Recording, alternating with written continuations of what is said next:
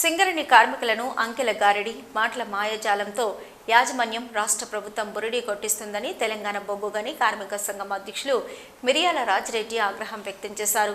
పెద్దపల్లి జిల్లా రామగుండం రీజియన్ బొగ్గు గనులపై ఆయన కార్మికులను కలిసి లాభాల వాటపై చర్చించారు.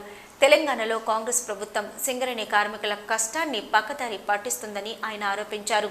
ఈ ఆర్థిక సంవత్సరం సింగరేణి సంస్థ లాభాల వాటపై ఉప ముఖ్యమంత్రి ప్రకటించిన విధంగా నికర లాభం నుంచి 33% కార్మికులకు పంచాలని రాజిరెడ్డి డిమాండ్ చేశారు.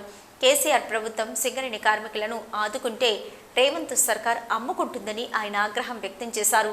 ఇప్పటికైనా సింగరేణి యాజమాన్యం రాష్ట్ర ప్రభుత్వం కార్మికులకు వాస్తవ లాభాల నుంచి వాటా చెల్లించాలని, లేని పక్షంలో కార్మికులను కలుపుకుని పోరాటాలను ఉధృతం చేస్తామని ఆయన హెచ్చరించారు.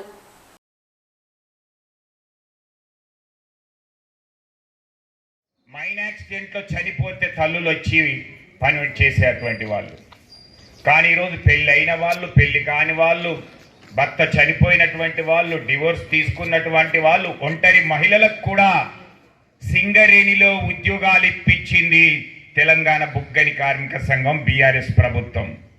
కాంగ్రెస్ దేశంలో నీ కోల్ ఇండియాలో జాతీయ సంఘ నాయకులారా చెప్పుకునేటువంటి నాయకులారా మరెక్కడన్నా మహిళా సోదరిమణులకు ఇలాంటి అవకాశాలు ఇప్పించావా?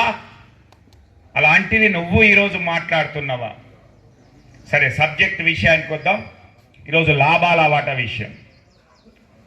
70.02 మిలియన్ టన్నుల బొగ్గు ఉత్పత్తి, 69.8 మిలియన్ టన్నుల రవాణా, 37,500 కోట్ల టర్నోవర్.